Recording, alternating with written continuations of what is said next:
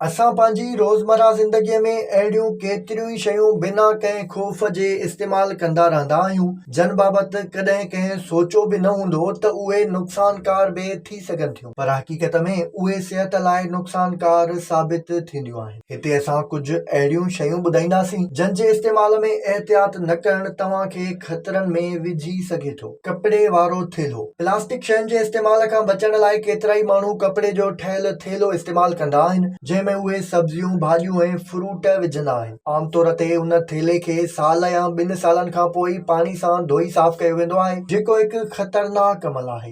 गोश्त, मच्छी, भाॼियुनि, सब्जियुनि ऐं फ्रूटनि जे लगातार पवण सबबि इहो कपिड़े जो थेलो एतिरो फ़ाइदेमंद नाहे हूंदो जेतिरो असांजी सोच हूंदी आहे। उन करे उन थेले खे हफ़्ते में 1 या 2 भेरा ज़रूर धोअणु घुर्जे। विहाणनि ऐं गदनि जो इस्तेमालु। आमतौर ते विहाणनि में मौजूदु कप या गदा तव्हांजे वज़न पवण सबबि दॿिजी वेंदा आहिनि, जॾहिं त वज़न खॼण खां पोइ वरी ॿीहर साॻी हालत में बहाल थी वेंदा आहिनि। इहो अमल तव्हांजी सिहत लाइ नुक़सानकार थी सघे थो, ख़ासि करे उन वक़्तु जॾहिं तव्हां राति जो निंड कंदा आहियो। सुम्हण लाइ तव्हांजे जिस्म जो हमवार सतह में रहणु इंतिहाई ज़रूरी आहे। मथे हेठां बिना कंहिं अंदाज़े जे थुल्हा ऐं घणी फोम वारा विहाणा तव्हांजी ॻिचीअ जे मसइले ऐं मथे जे सूर जो सबबु बणिजी सघनि था। उन सां गॾु दिमाग़ ताईं रत जा वाकुड़ा घटि थियण जे करे तव्हांजी दिमाग़ी ताक़त बि मुतासिर थींदी आहे। अॼुकल्ह जदीदियत जे करे आलनि टिशुनि जो इस्तेमालु बि घणो थी वियो आहे, छो त उहे पाण सां गॾु मुख़्तलिफ़ जयुनि ते खणी वञण लाइ तमामु घणा सवला हूंदा आहिनि। उन्हनि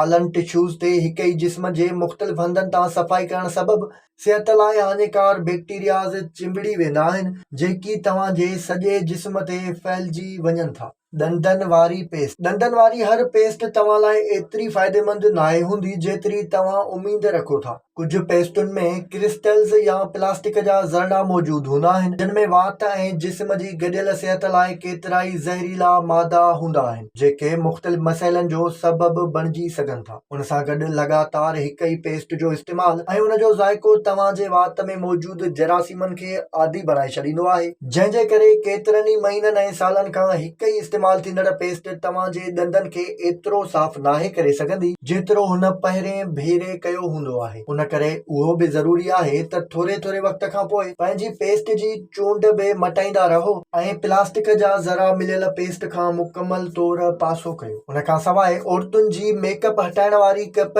जी चकरी या पेज बि उन्हनि जे चेहरनि ते सन्हा तह छॾींदी आहे, जेके चेहरे जी सिहत लाइ कंहिं बि हवाले सां सुठा नाहिनि हूंदा। विज़िट कयो अवामी आवाज़ मीडिया ग्रुप जी वेबसाइट awamiawaz.pk